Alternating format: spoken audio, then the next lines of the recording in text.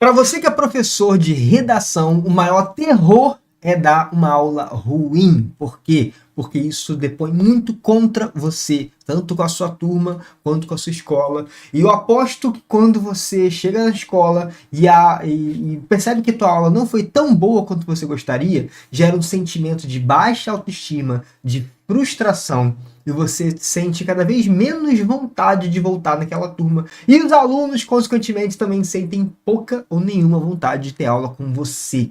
Então, dar aulas ruins é um tiro no seu pé, no pé dos alunos, no pé da escola, e, consequentemente, isso vai trazer bastante problema ao longo do seu ano. Então, nesse vídeo, eu vou te mostrar um checklist para você dar uma aula de redação perfeita, impecável, para que você já consiga aplicar isso aí na sua semana e você consiga ter cada vez mais autoestima, cada vez mais vontade de chegar lá e dar uma boa aula. Ah, mas a turma não quer nada. Às vezes a turma não quer nada justamente porque a aula não foi interessante o suficiente para o aluno. Não estou dizendo que são em todos os casos. Existem casos em que, por mais que a aula seja boa mesmo, o aluno não quer nada.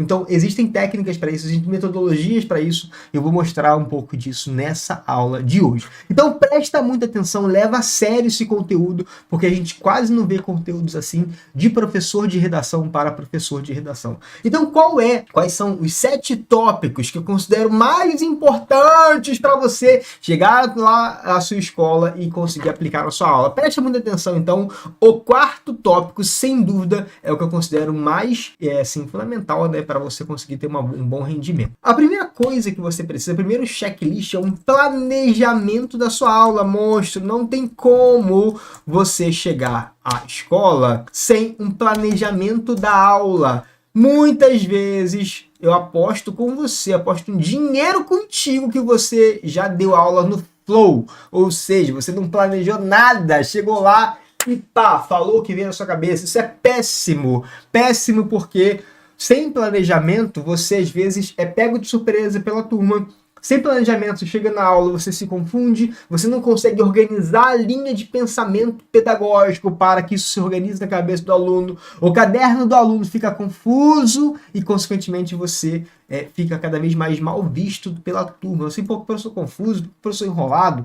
Eu, por exemplo, para montar esse vídeo para você, eu tenho um planejamento. Eu sei exatamente o que eu vou falar do início ao fim. E, principalmente, eu digo para você o que eu vou apresentar. E esse é o segundo tópico do nosso checklist. O segundo tópico é uma antecipação clara do que eu vou falar. Antecipação. Vou deixar sem ser cedilha e sem tio, porque nesse teclado aqui é um teclado em inglês que eu não sei. Estou usando aqui o estudos da Nath. Não sei botar nem tio, nem ser cedilha nesse teclado em inglês. Desculpe, senhores. Mas tu entendeu, né, monstro? Tem que ter uma antecipação. O que significa isso? Significa dizer que você vai chegar lá, a turma, e vai dizer assim, ó, na aula de hoje vocês vão ver X, Y, Z. Por quê? Porque isso é importante. O porquê é a terceira parte, tá? O terceiro tópico. Por que você tem que prestar atenção na sua aula? Por quê? Sempre voltado. Por quê? Cadê? Não sei botar nada aqui. Vou colocar aqui, ó. Motivo, então. Não sei botar acento, não sei botar circunflexo, porque esse teclado é muito confuso. Motivo para a atenção da turma. Você tem que mostrar um motivo pelo qual os alunos devem prestar atenção em você. E esse motivo, ele sempre deve ser associado ao emocional do aluno. Ou seja, joga no emocional deles, pega algo que seja importante para eles, identifica durante as suas aulas algo que seja essencial. Por exemplo, se passar de ano é essencial para eles, joga isso no emocional. Fala assim, ó, se você não assistir essa aula, se você não prestar atenção nessa aula, que é importante para a tua prova, você não vai conseguir ter um bom resultado. Às vezes isso não é o que motiva o aluno, às vezes o aluno está nem aí para o desempenho dele na escola, mas ele está preocupado como ele vai ser visto pelos outros. Muitos alunos têm isso, tá? Então, se você fala assim, você não vai passar no Enem, às vezes ele não quer isso, às vezes para ele é nada. Então, você tem que arrumar outra forma de tocar o emocional dele. E como é que você pode fazer isso? Você pode tocar na questão de como é que você vai ser visto pela sua turma, pelos seus amigos. Caso você não tenha um bom rendimento, você vai pegar uma redação que você tirou 600 e teu amigo tirou 980. Como é que você vai ser? Não é para estimular a competitividade, nada disso. Preste atenção, não estou dizendo isso. Estou dizendo para você tocar num ponto que é o brilho do aluno. Por quê? Porque você tem que manifestar, você tem que tocar no emocional. A gente aprende muito mais quando o nosso emocional é de alguma forma afetado. Você aprende muito mais quando você está irritado porque você se frustrou. Então, quando você está irritado porque você se frustrou, isso é um motor do aprendizado. A gente aprende muito mais pela emoção quando a gente está ali focado e alguma coisa despertou na gente ali essa situação.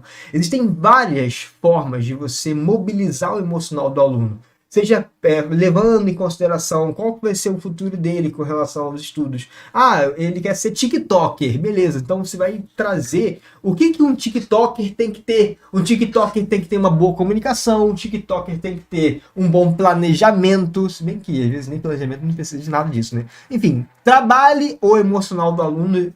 Você deve conhecer o teu aluno melhor do que eu, então eu já estou te dando essa dica aqui. Beleza? Quarto tópico, depois que você faça essa situação aqui, você vai ter que fazer o seguinte: explicação óbvio, explicação do óbvio. Isso aí tem que ter na sua aula, é o ponto que eu considero mais importante, é explicar o óbvio, principalmente para a gente que é professor de redação. Então esse é o tópico 4 que eu considero mais importante. Muitas vezes você, que é professor, como eu, chega na sala de aula e fala considerando que o aluno já sabe alguma coisa que você vai dizer ali, e às vezes ele não sabe nada, às vezes está totalmente zerado. Ah, mas como assim? Ele está no terceiro ano. Ele deveria saber o que é uma tese, ele deveria saber o que é uma palavra com juízo de valor, ele deveria saber o que é um tema de redação. Às vezes o aluno não sabe nem o que é um tema, às vezes ele confunde tema com título. Então se você parte do pressuposto que ele sabe e ele não sabe, quem fica mal é você, professor, porque é como se a sua aula fosse confusa, incompleta, lacunar.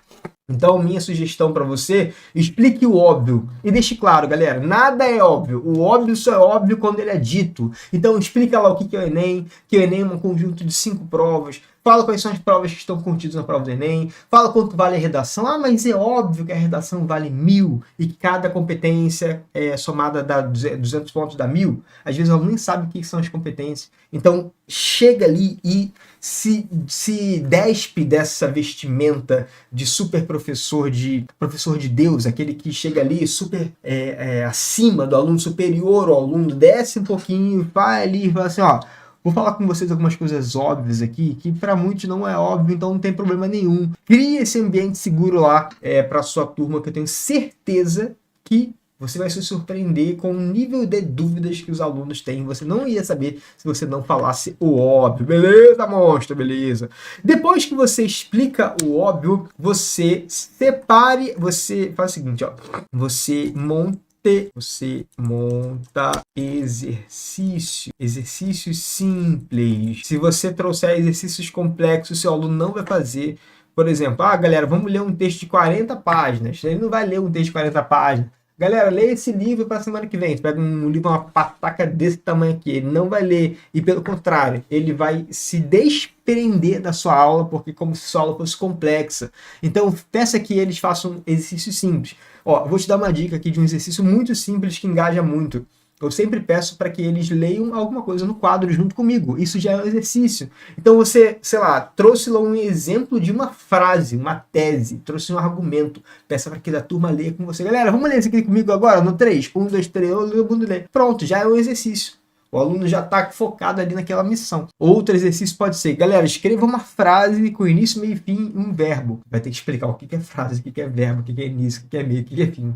Eu estou dizendo que às vezes o aluno sabe o óbvio, e às vezes o óbvio para você é o super sofisticado para o teu aluno, e isso você vai ver durante a sua aula. E os exercícios, eles são montados em cima do óbvio. Às vezes o exercício é justamente a masterização, ou seja, a forma de deixar o óbvio menos óbvio. Então tu tem que fazer isso com o teu aluno. A sexta coisa é a seguinte, ó, é comprovar tudo o que você diz. Isso aqui gera autoridade para o aluno. O que significa isso, comprovar?